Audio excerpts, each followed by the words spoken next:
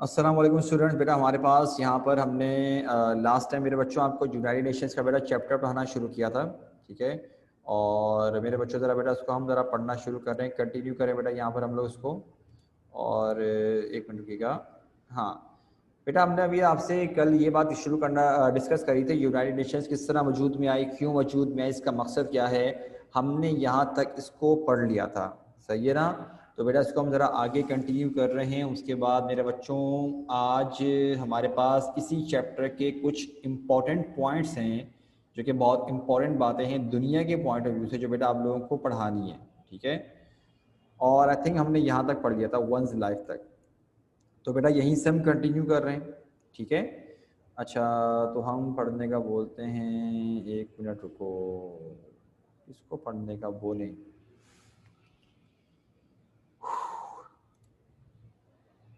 अशद mic पर आओ बेटा, अशद बेटा माइक पर आओ, शाबाश। Hello sir. अस्सलाम वालेकुम। वालेकुम अस्सलाम मेरा बच्चा। अशद बेटा पढ़ना शुरू करो ज़रा। Here is an example. Here is an example of what international work means. Canals, rivers, and lakes have always been natural highways in flat parts of the world. Millions of people pass their lives in boats on the quiet inland waterways. In most of the Far East, half the people on the great rivers.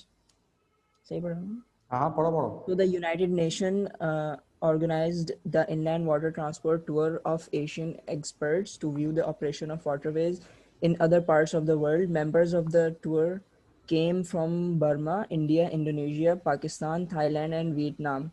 The group started by visiting Thailand, Burma, Pakistan, and India so as to learn about their problems. आगे पढ़ो। The Asians then went to Europe, where they visited shipyards and waterways in France, Germany, and Netherlands. There is the United Children's Fund, UNICEF, the friend of UNICEF. अरे मेरे बच्चा कहाँ चलेगा, 2 page एक साथ पलट दिए, 2 पेज बुक के एक Oh, साथ sorry. पलट दिए, अल्लाह के बंदे। Sorry, sir. They saw new types of boats in England and Scotland going on to the United States. They studied water transport on Ohio and Mississippi River and along the coastal canals. बस सही है, The member पढ़ो पढ़ो पढ़ो, पढ़ो पूरा पढ़ लो, पूरा पढ़ लो। The members of the tour discussed the problems of water transport with experts in countries they visited. All this information had to be thought over and sorted out to find what might be useful in Asia. The members of the tour returned to their countries prepared not to imitate what they had seen in the West, but to do their own work with their wide background of experience. UN Day is celebrated on 24th October every year. Patriotism today should mean loyalty not only to one's own country but to the UN and its ideals. On UN Day, we pledge ourselves anew to advance the cause of brotherhood and peace in the world. The birth of UN, we hope, will one day be looked upon as important event in the world history. वापस लग जाओ। अच्छा भाई मेरे बच्चों, जरा सारे के सारे बेटा जरा ध्यान से सुनो, हमारे पास क्या लिखा हुआ है। कहने का यूनाइटेड नेशन की बेटा एक और एग्जाम्पल जो बेटा हमारे पास मौजूद है वो क्या है कि कहने की कैनाल्स, रिवर्स, लेक्स। मेरे बच्चों जो हम जानते हैं कि हमारे पास पानी के जो जराए हैं जो कि बाकायदा कहते हैं कि हमारे लिए नेचुरल हाईवेज भी हैं, ट्रेवल वगैरह करने के लिए भी शिप्स वगैरह हम चलाते हैं इन पर। और कहते हैं कि बहुत सारे लोगों की तादाद ऐसी है जो अपनी लाइफ का एक बहुत बड़ा हिस्सा यहाँ स्पेंड करते हैं, ठीक है। हाँ, जो समंदर वगैरह पे जो अलग अलग काम करते होंगे, ऑब्वियस सी बात है। और कहते हैं कि ख़ास तौर पे अगर हम बात करें ईस्ट वगैरह पे जो कंट्रीज़ मौजूद हैं वहाँ पर भी ऐसे मामला मौजूद हैं। तो क्या बोल रहे हैं कि यूनाइटेड नेशंस ने क्या किया कि एक टूर इन्होंने अरेंज किया मेरे बच्चों। उन्होंने एक टूर मतलब कि अरेंज किया बेटा, और एशियन एक्सपर्ट्स का।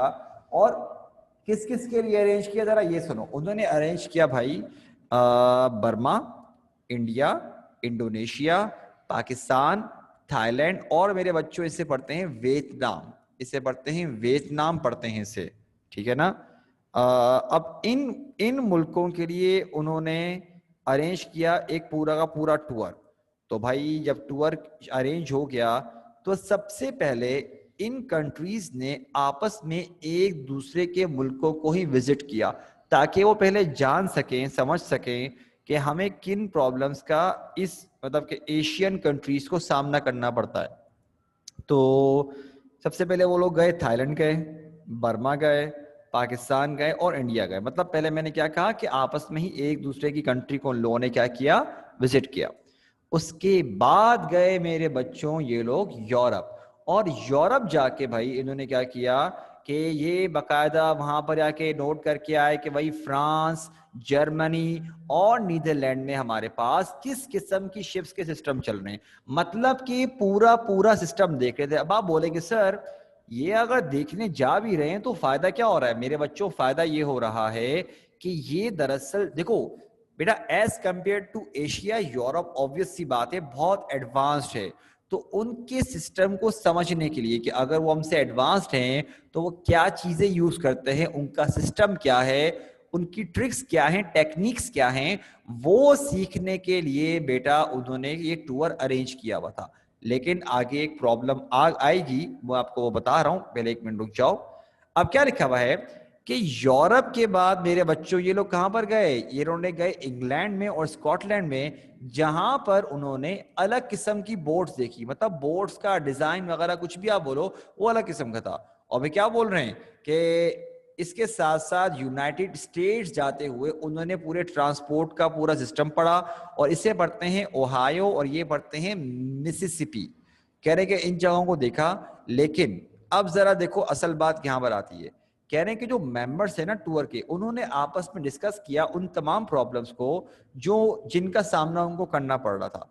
अब जब जिन जिन प्रॉब्लम्स का उनको सामना मेरे बच्चों करना पड़ रहा था, तो यहां से जो उन्होंने इंफॉर्मेशन कलेक्ट करी, इस इंफॉर्मेशन को कलेक्ट करने के बाद वो जानते थे कि अभी उनके जो ममालिक हैं, जिन कंट्रीज से वो आए हैं, वो इतने एडवांस नहीं हैं कि यहाँ के मेथड्स को वहां पर वो क्या कर सके, बिस्मिल्लाह, यहाँ के मेथड्स को वहां पर वो क्या कर सकें, अप्लाई कर सकें। मतलब कि अरेंज वगैरह वहां पर वो क्या कर सकें प्रॉपरली तौर पर उनको। जैसे कि मिसाल के तौर पे बेटा, अगर अमेरिका की कोई चीज देख कर आए थे ये लोग, वहां का सिस्टम देख कर आए थे, तो मेरे बच्चों अमेरिका की अगर कोई चीज देख कर आए भी थे तो डेफिनेट सी बात है बेटा कि पाकिस्तान में वो सिस्टम थोड़ी अप्लाई कर सकते थे। ठीक है। और इसके साथ साथ एक और बात यह है कि भाई इनका अपना भी तो इस फील्ड में एक्सपीरियंस था ना। तो उन्होंने क्या किया कि वहां से डेटा कलेक्ट किया, और उस डेटा को कलेक्ट करने के बाद डेटा को अप्लाई करने का मेथड चेंज कर दिया। डेटा को अप्लाई करने का मेथड क्या किया मेरे बच्चों? मेथड चेंज कर दिया कि भाई जो यहां के लोगों के लिए थोड़ा सूटेबल हो, यहाँ के लोगों के लिए थोड़ा बेहतरी हो, जिसको वो फायदा उठा सकें। तो आइडियाज वहां से लिए, यहाँ के लोगों की रिसोर्सेस के मुताबिक जो इनकी पहुंच है, जो चीजें वो कर सकते हैं, वहां पर लाके इन्होंने किया अप्लाई। और इनका अपना एक्सपीरियंस, इनका अपना बैकग्राउंड था, तो ऑब्वियस सी बात है मेरे बच्चों उन्होंने वो काम किया।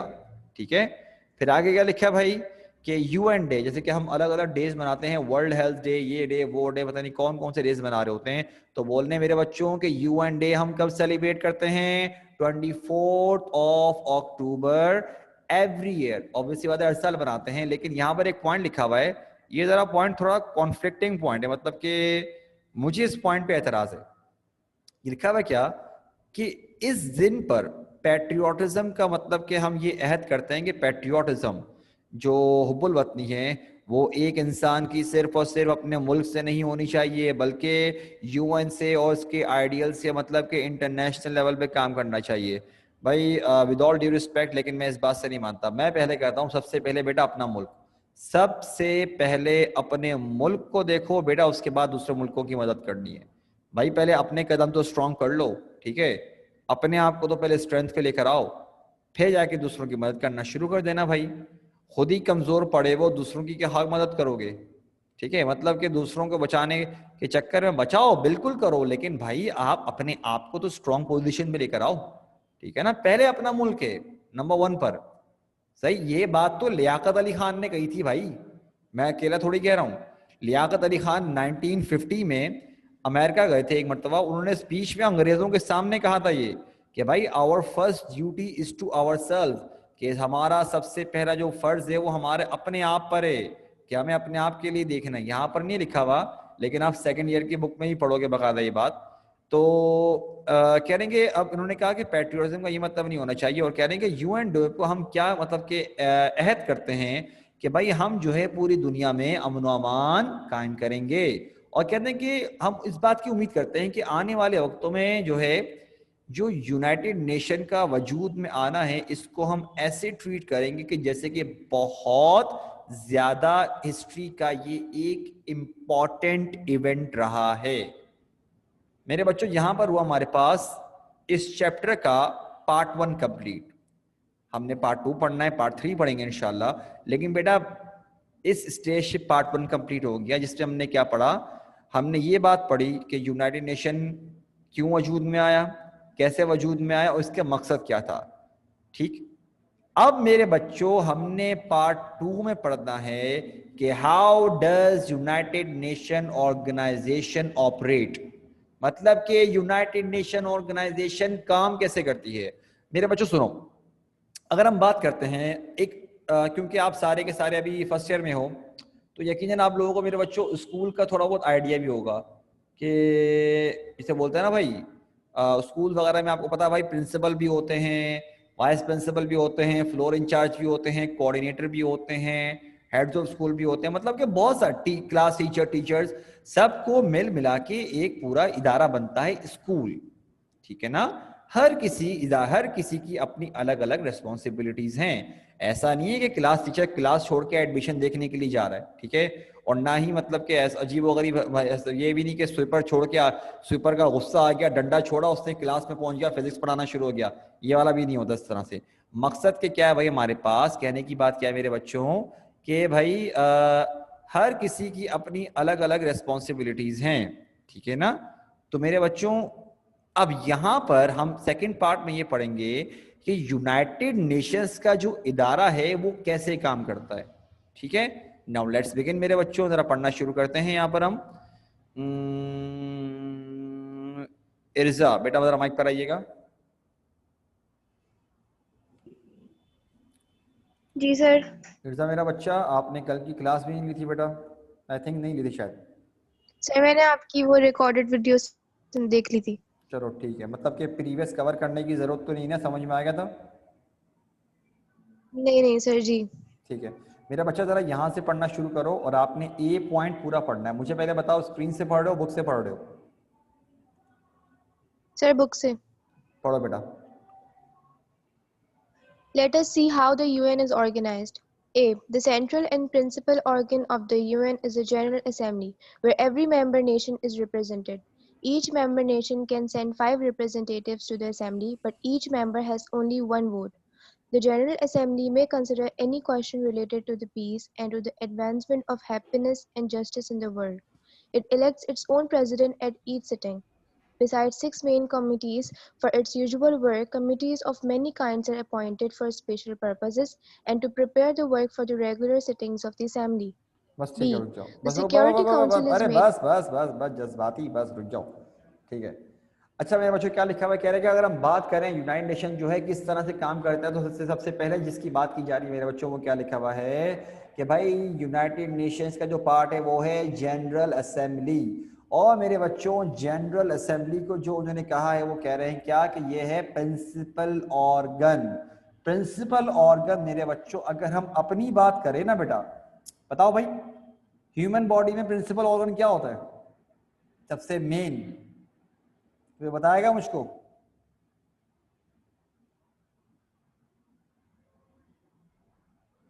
अरे भाई अरे मेरे बच्चों, हाँ लेकिन भाई कहने का मकसद क्या है, हाँ हार्ट ब्रेन होते हैं, लेकिन मेरे बच्चों बेटा ब्रेन तो ब्रेन डेड भी हो तब भी बंदा सांसें ले रहा होता है, मतलब सरवाइव किया हुआ होता है। वो अलग बात है कि वो जिंदा होना ना होना एक बराबर है, लेकिन होता तो है ना।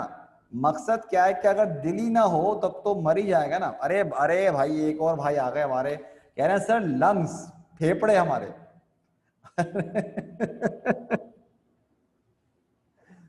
अरे मेरे बच्चों बेटा लंग्स वगैरह नहीं है, ठीक है, आप लोगों को बता दूं बेटा, प्रिंसिपल ऑर्गन जो होते हैं वो होता है हमारा हार्ट, ठीक है, हमारा दिल। तो यूनाइटेड नेशंस में मेरे बच्चों इन्होंने एग्जाम्पल दी है कि जनरल असेंबली की ये अहमियत है कि जैसे कि इंसान की बॉडी में हार्ट की एग्जाम्पल है, वो ये प्रिंसिपल ऑर्गन है। और क्या बोल रहे हैं भाई कि तमाम के तमाम मेंबर्स जो नेशंस हैं वो यहाँ पर रिप्रेजेंटेड होती हैं, सारे के सारे यहाँ पर आते हैं जब मीटिंग हो, हर मुल्क से मेंबर्स आते हैं। और कह रहे हैं कि मेरे बच्चों यहाँ पर जो मेंबर का वर्ड यूज किया है ना, मेंबर मींस कंट्री, ये बात याद रखना, ठीक है। यहाँ पर जो मेंबर का वर्ड यूज किया जा रहा है उसका मतलब क्या है, कंट्रीज, ठीक है मेरे बच्चों। अब जरा एक बात को हमारे पास यहाँ पर ध्यान से सुन लो सारे के सारे बच्चे, बेटा जरा 1 मिनट होल्ड कीजिएगा, 1 मिनट मेरे बच्चों होल्ड।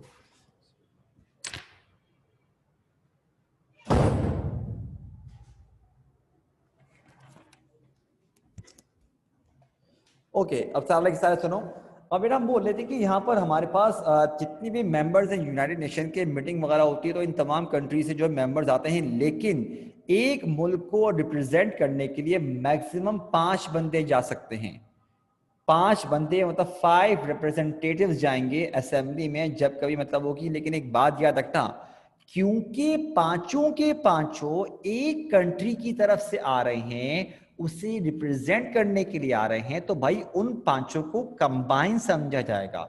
मतलब ऐसा नहीं है कि 5 आए तो 5 वोट हो गए, अब दूसरा वाला बंदा जो है अपने मुल्क से 4 को लेकर आ गया, भाई ये थोड़ी कहा है कि 5 लाना लाजमी है। उन्होंने कहा है कि अप टू 5 लेके आ सकते हो, आप 3 ले आओ, 2 ले आओ, 4 ले आओ, आपकी मर्जी है। दैट डजंट मीन कि जितने बंदे लेकर आ रहे हो उतने मेंबर, फिर तो वरना बेटा इंडिया चाइना अगर अपने बंदे लाना शुरू हो गया फिर तो हो गए वहां तो अरब अरब तो बंदे, ठीक है, मेरी बात समझ रहे हो। एक मुल्क का एक वोट है, एक मुल्क का एक ही वोट माना जाएगा किसी भी मामले पर। और आएगा लिखा हुआ है कि जनरल असेंबली बीच में कभी भी किसी भी वक्त किसी भी टॉपिक पे बात कर सकती है, कोई ऐसा टॉपिक जो कि दुनिया में अमन व अमान कायम करने के लिए बहुत जरूरी है। और यहां लिखा हुआ क्या, it elects its own president at each sitting. मेरे बच्चों, एक होता है सिलेक्ट करना और एक होता है इलेक्ट करना। देखो भाई, सिलेक्ट करने का मतलब होता है चूज करना। जैसे कि मिसाल के तौर पे मैंने कहा आपकी क्लास में अभी आज से जो है हमारी क्लास में जो मॉनिटर है वो ये बच्चा है, ये मैं कर रहा हूँ सिलेक्ट, ये मैं इलेक्ट नहीं कर रहा। लेकिन इलेक्ट क्या होता है वो नहीं देखते आप लोग, जो इलेक्शन होते हैं हेड बॉय हेड गर्ल के, क्या आप लोग वोटिंग करते हो, दैट इज कॉल्ड इलेक्ट। तो बोल रहे हैं कि हर सिटिंग का जो जहां जहां बैठना हो, मतलब कि जब जब इनकी मीटिंग होती है तो हर मीटिंग में उनको जो मीटिंग को लीड करने वाला बंदा होता है, उसका जो हेड होता है वो कहलाता है प्रेसिडेंट। कहते हैं ये अपना प्रेसिडेंट खुद सेलेक्ट करते हैं, ठीक है मेरे बच्चों, खुद मतलब इलेक्ट करते हैं, मिस्टेक। और कह रहे हैं कि जनरल असेंबली का जो असल काम है, जो ये एक्चुअल काम होता है, उस काम को करने के लिए उनकी हैं 6 मेन कमिटीज, 6 टीम्स कमिटीज वगैरह बनाई भी होंगी उन्होंने।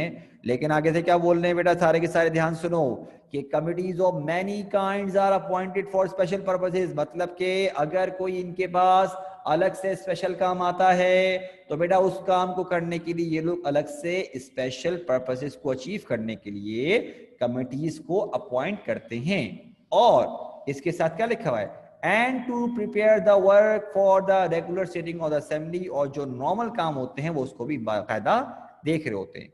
मेरे बच्चों, यहां हमने पढ़ लिया जनरल असेंबली को, एक ओवरऑल हमने इसको रिव्यू कर लिया। बी वाला जो पॉइंट आ रहा है ना, ये बहुत शदीद किस्म का इंपॉर्टेंट पॉइंट है। एंड मेरे बच्चों जरा लेट्स सी, पढ़ते हैं हम लोग जरा इसको। दर्शना बेटा जरा माइक पर आइएगा। जी सर। दरवाजा बंद हो गया? जी सर। हाँ पढ़ो बेटा, बी वाला पॉइंट पढ़ो। B. The Security Council is made up of 15 members. 5 of these are permanent members: China, France, the United Kingdom, Russia, and the United States. Of the other 10, 3 each year are elected by the General Assembly for 2-year terms. Matter of importance have to be supported by every one of the 5 permanent members. That is, each one of these nations has a veto. If one of them says no to any matter, it is dropped for the time being at least. बस रुक जाओ। अब मेरे बच्चों यहाँ पर बात की जा रही है सिक्योरिटी काउंसिल की। सिक्योरिटी काउंसिल मतलब कि यूनाइटेड नेशंस का ही हिस्सा है, ठीक है। लेकिन मैंने आपसे कहा था कि जनरल असेंबली में सारे के सारे मेंबर्स होते हैं, बट उन मेंबर्स में से सिर्फ और सिर्फ 15 मेंबर्स हमारे पास, 15 मेंबर मतलब 15 मुल्क, 15 कंट्रीज सिक्योरिटी काउंसिल में होती हैं, जिसमें से 5 तो परमानेंट हैं, वो चेंज ही नहीं होते, वो वही रहते हैं। कौन कौन से? UK, USA, China, Russia, France. दोबारा सुन लो, UK, USA, China, Russia, France. UK का मतलब यूनाइटेड किंगडम, यूएसए का मतलब यूनाइटेड स्टेट्स ऑफ अमेरिका। ठीक है मेरे बच्चों, ये तमाम बातें हमारे पास मेरे बच्चों बताई जा रही हैं, इस बात का ध्यान रखना, ठीक है। फ्रांस मेरा बच्चा मुल्क का नाम है बेटा, महाद, महाद बेटा फ्रांस मुल्क का नाम है। क्या हो गया? फ्रांस बोल दो। क्या हो गया बेटा? ठीक है, अब सुनो जरा सारे के सारे, ये 5 परमानेंट हैं। दोबारा सुन लो, UK, USA, China, Russia, France. अब जो बाकी जो 10 हैं वो होते हैं टेम्पररी। और होता क्या है कि हर साल जनरल असेंबली, जो हमने अभी उससे ऊपर पढ़ा, जनरल असेंबली क्या करती है कि हर साल 3 को इलेक्ट करती है कि कौन कौन मतलब कि यहाँ पर आएगा, इधर रहेगा 2 सालों के लिए। 3 को टेम्पररी मेंबर्स के तौर पर शामिल करती है, फिर बाकी चेंज होते रहते हैं। अब आपका सवाल ये बने कि सर अगर परमानेंट मेंबर्स हैं तो क्या उनके पास कोई खास पावर है, कोई उनका मतलब कोई उनकी इंपॉर्टेंस है? बेटा बहुत इंपॉर्टेंस है। अगर इंटरनेशनल लेवल पे कोई चीज ऐसा मसले मसाइल हो गए जिनको आप लेके आना जाना चाह रहे हो, तो बेटा उस मसले पर 5 के 5 का एग्री करना लाजमी है। मैंने ये नहीं कहा कि 3 एग्री कर लें 2 ना करें तब भी चलेगा, नहीं, मैं कह रहा हूं कि 5 के 5 का एग्री करना लाजमी है। अगर 4 ने हमारे पास मेरे बच्चों एग्री कर लिया, लेकिन अगर 1 ने नहीं किया एग्री, तो वो मसला हटा दिया जाएगा, बात ही नहीं होगी उस पर आगे, उस मसले पर आगे बात ही नहीं की जाएगी, आगे डिस्कशन ही नहीं होगी भाई, ठीक है ना। बेशक 4 एक तरफ और 1 मना कर रहा है, तो उस मीटिंग में दोबारा से आप उस मसले को डिस्कस नहीं करोगे। आप अगली मीटिंग में दोबारा लेकर आ जाओ, वो बंदा वो वाला मुल्क दोबारा नो बोल सकता है, दोबारा ले आओ दोबारा बोल। इसका मतलब ये नहीं है कि उसकी लिमिट है कि बोल दे कि हाँ भाई बस अब बहुत हो गया, अब नहीं कर रहा, नहीं, वो बार बार नो बोल सकता है। अब मेरा आपसे एक सवाल, अगर पाकिस्तान यहां पर जाए और ये लेकर जाए कि भाई कश्मीर हमारा हिस्सा है, कश्मीर हमें मिलना चाहिए, तो मेरे बच्चों आप बताओ कि इन 5 परमानेंट मेंबर्स जो हैं, UK, USA, China, Russia, France, imagine कर लो कि 4 अगर हमारे साथ हैं भी, कौन सा एक ऐसा परमानेंट मेंबर होगा जो हमारे अगेंस्ट होगा? लाजमी होगा, बताओ कौन सा है?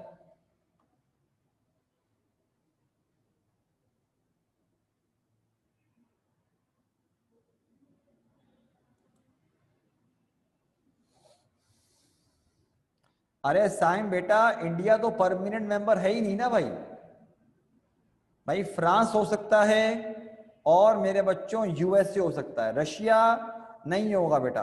कुछ बच्चों ने रशिया बोला है, वो इसलिए नहीं होगा बेटा, अगर आप बात करो ना सी पैक मंसूबे की, ठीक है, अगर हम बात करते हैं सी पैक मंसूबा, तो मेरे बच्चों रशिया तो खुद हमारे साथ ट्रेडिंग करने के लिए आया हुआ है।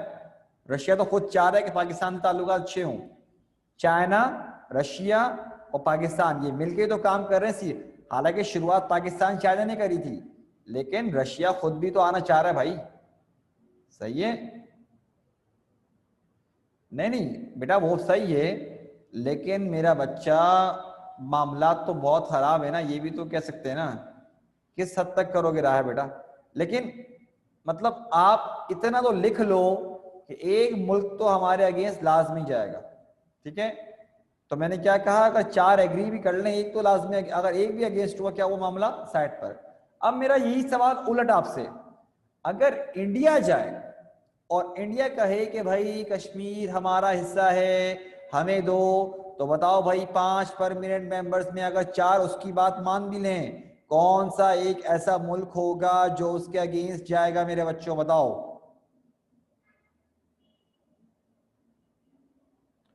अरे फाइज मेरा बेटा, पाकिस्तान परमानेंट मेंबर नहीं है।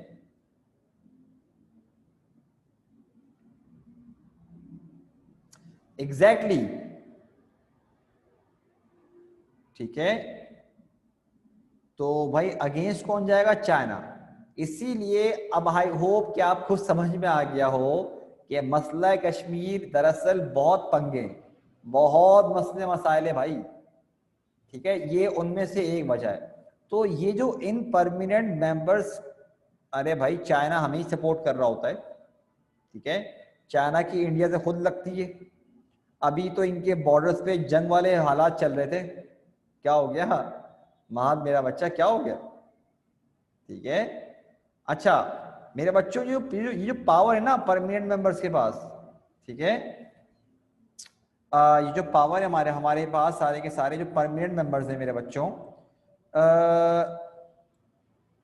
इस पावर को जो अगर एक मना कर दे, इस पावर को बोलते हैं वीटो। क्या बोलते हैं मेरे बच्चों? वीटो बोलते हैं। अब जरा बेटा आगे पढ़ना शुरू करते हैं, द चीफ ऑफिसर से पढ़ना शुरू कर रहे हैं मेरे बच्चों, सारे के सारे जरा ध्यान रखना। रायहा बेटा माइक पर आओ जरा, शाबाश। जी सर। बेटा सी वाला पॉइंट पढ़ो जरा, शाबाश जल्दी से। The Chief Officer of United Nations is the Secretary General. He has important political responsibilities. The Secretary General is appointed by the General Assembly with the approval of Secretary Council. He serves for a term of 5 years until the election of his successor. Every year, the Secretary General makes a report to the General Assembly on the work of the organization. ऐसा ये रुक जाओ। अच्छा भाई, अरे हाँ हाँ मेरा बच्चा अरे रुक जाओ तुम लोग, पढ़ा रहा हूँ, रुक जाओ, मसला नहीं है, मैं खुद कर लेता हूँ, ठीक है। अब मेरे बच्चों हमने पढ़ लिया कि किसके बारे में, हमने पढ़ा जनरल असेंबली के बारे में, हमने पढ़ा सिक्योरिटी काउंसिल के बारे में, ठीक है। अब हम अच्छा देखो मेरे बच्चों, जनरल असेंबली पूरी एक ऑर्गेनाइजेशन, मतलब कि ऑर्गेनाइजेशन के अंदर भी एक इतना बड़ा वार्ड, एक बंदी का काम नहीं है, मल्टीपल लोगों का काम है, ठीक है। सिक्योरिटी काउंसिल मल्टीपल, लेकिन सी पर जो पॉइंट आ रहा है वो क्या लिखा हुआ भाई, कि जो चीफ ऑफिसर होता है यूनाइटेड नेशंस का, यूनाइटेड नेशंस का मेरे बच्चों जो चीफ ऑफिसर होता है, मतलब कि जो जिसे हम बोलते हैं सीईओ, यानी कि चीफ एग्जीक्यूटिव ऑफिसर अगर आप बोल दो मेरे बच्चों, ठीक है, तो वो कहलाता है सेक्रेटरी जनरल। नाउ मेरे बच्चों एक बात याद रखना बेटा, ये अक्सर बच्चे जरा मिक्सअप कर देते हैं कि उसको सेक्रेटरी जनरल लिखने के बजाय लिख देते हैं जनरल सेक्रेटरी। ये एक मरतबा एमसीक्यूज में भी आया हुआ, बच्चों ने गलतियां करी थी इस पर, तो इस बात का ध्यान रखना, ठीक है। सेक्रेटरी जनरल उसकी पोस्ट का नाम है, ठीक है ना। अब क्या लिखा हुआ है कि भाई इसके ऊपर बहुत सी जिम्मेदारियां होती हैं, बहुत सी रिस्पॉन्सिबिलिटीज होती हैं।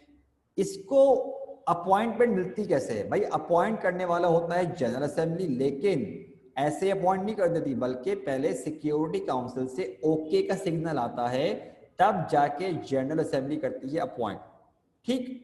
और ये 5 साल के ही आते हैं। अच्छा अपॉइंटमेंट जरा मैं आप लोगों को थोड़ा सा यूं समझा देता हूँ मेरे बच्चों, कि जैसे कि आप लोग स्कूल में होंगे तो आप लोगों ने देखा होगा कि अलग अलग टीचर्स डेमो देने के लिए आते हैं, ठीक है। अब डेमो देने के लिए आपने देखा होगा मेरे बच्चों कि अपॉइंटमेंट का काम तो जो नॉर्मली क्या होता है, प्रिंसिपल वगैरह ही कर रही होती है, ठीक है। तो लेकिन डेमो लेने के लिए आपके अपने ही स्कूल के और नॉर्मली जो आपकी क्लास में पढ़ाते होते हैं ज्यादातर वही टीचर्स उनका मतलब के डेमो ले रहे होते हैं, सही मेरे बच्चों। अब जब वो डेमो ले रहे होते हैं बेटा, तो अब डेमो लेते वो क्या करते हैं, वो रिपोर्ट बना रहे होते हैं टीचर के बारे में, क्या टीचर ऐसी है, टीचर वैसी है, इसमें ये स्किल्स हैं, ये स्किल लैकिंग है। वो रिपोर्ट बना के क्या करते हैं, मैडम को मतलब आखिर में दे देते हैं, और आखिर में एंड रिजल्ट लिखते हैं भाई कि हाँ भाई इसको मतलब कि अपॉइंट करना चाहिए कि नहीं करना चाहिए इस लेवल के मुताबिक। या अगर लगता है कि भाई ये टीचर जो है काम कर सकती है लेकिन ये वादा नहीं कर सकती, छोटी क्लास देनी चाहिए, एटसेट्रा एटसेट्रा, बहुत सारे मसाइल वो लिख के देते हैं। तो बोलने के जो सेक्रेटरी जनरल है पहले इसको ओके कौन करता है? सिक्योरिटी काउंसिल, कि हाँ भाई हमारी तरफ से ओके की रिपोर्ट है, और इसको अपॉइंट कौन करता है? जनरल असेंबली करते हैं, ठीक है। 5 साल के लिए मेरे बच्चों ये आता है, और उसके बाद इसका सक्सेसर मतलब इसके बाद इसकी पोस्ट पे हो जाता है, और हर साल सेक्रेटरी जनरल क्या करता है? रिपोर्ट बनाता है, एनुअल मतलब कि एक पूरा का पूरा उसके लिए। अच्छा भाई हम आगे बढ़ा रहे हैं, एक मिनट को दर्शना बेटा जरा दोबारा आओ, तुम्हारी रीडिंग थोड़ी तेज है बेटा, जरा डी वाला पॉइंट पूरा बेटा यहाँ तक जल्दी से रीड करो, मुझे समझा के बार फिर माइंड अप करता हूँ, यहाँ तक पढ़ो मेरा बच्चा। There is staff of about 3,500 people working directly under the Secretary General in New York.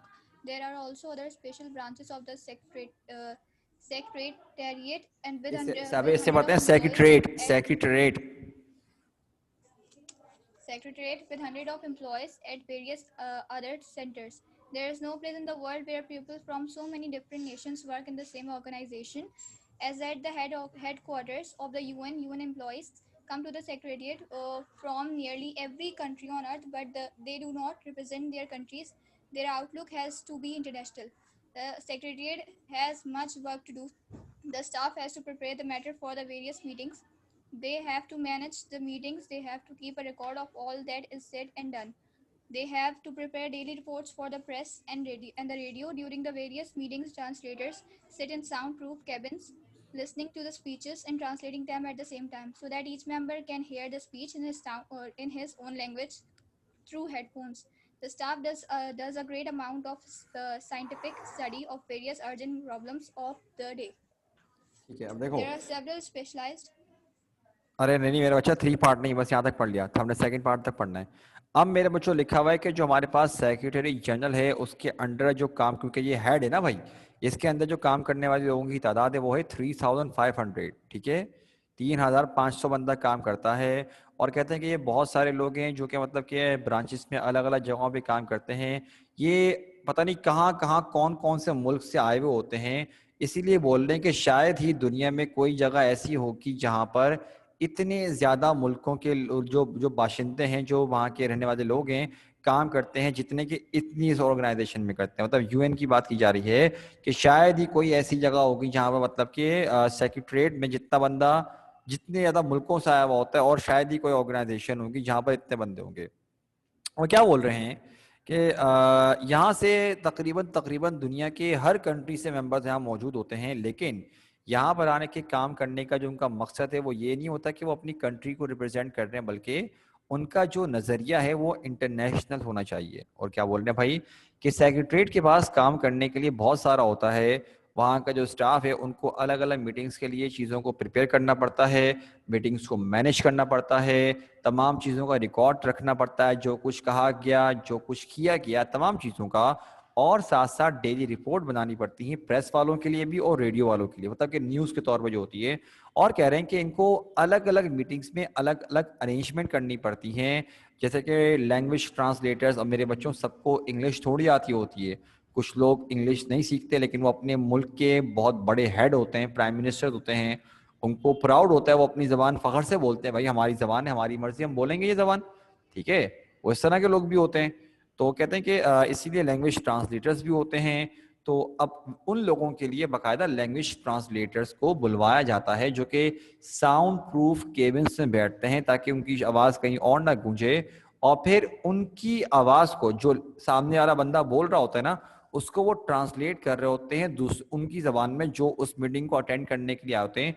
तो वो बंदे वहीं बैठे बैठे सामने वाले बंदा जो कुछ कह रहा होता है उसकी आवाज़ हेडफोन में सुन रहे होते हैं कि ये बोलना क्या चाह रहा है, ठीक है। और क्या बोल रहे हैं कि हाँ बेटा सिमिलरली यही बात समझ लो। तो कहने के स्टाफ इसके साथ साथ बहुत सारी टेक्निकल चीज़ों को भी डील कर रहा होता है ताकि कोई प्रॉब्लम ना आ जाए, मतलब कि टेक्निकल वगैरह, जैसे कि ये ना हो भाई, अब आप खुद सोचो ना, मतलब वहाँ पर प्राइम मिनिस्टर लेवल पे कोई बंदा बैठा हुआ हो और माइक पकड़ के यूं कर रहा हो, hello hello 1 2 3 check, hello hello यूं कर रहा हो, तो उसकी तो बेइज्जती हो जाएगी इस तरह। तो लिहाजा ये वाले तमाम मामला तो क्या करते हैं, वो पहले से ही डील कर लेते हैं कि ऐसी प्रॉब्लम ना आए, ठीक है। तो मेरे बच्चों बेटा यहाँ पर हुआ हमारे पास इस चैप्टर का पार्ट 2 ख़त्म, और मेरे बच्चों पार्ट 3 रहता है, इंशाल्लाह हम लोगों ने वो कंटिन्यू करवाना है। बेटा अगर यहाँ तक आप लोगों को कोई क्वेश्चन है पूछ लीजिए, अगर कोई क्वेश्चन नहीं है मेरे बच्चों तो काइंडली ज़रा मुझे चैट पे लिख के भेज दीजिए कि ऑल क्लियर। शाबाश बेटा। सब बच्चों को बोल रहा हूँ बेटा, चैट पे लिख के भेजो ऑल क्लियर, शाबाश। तमाम बच्चे बेटा ऑल क्लियर लिख के भेज दो जरा, शाबाश जल्दी से।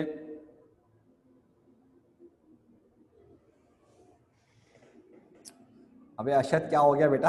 अशद क्या हो गया बेटा, क्या क्या सिंबल बना रहा है?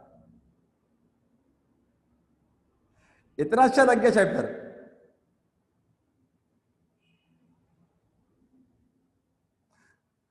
अच्छा सही है, ठीक है, आपने बोल दिया शायद, आपने मान लिया बेटा, शायद बहुत ज़बरदस्त। चलो चलो मेरे बच्चों, बेटा इसको हम यहाँ पे रोकते हैं, ठीक है। अब इंशाल्लाह आप लोगों की बेटा नेक्स्ट वीक क्लास होगी, अपना ध्यान रखिएगा बेटा। अस्सलाम वालेकुम, अल्लाह हाफिज़।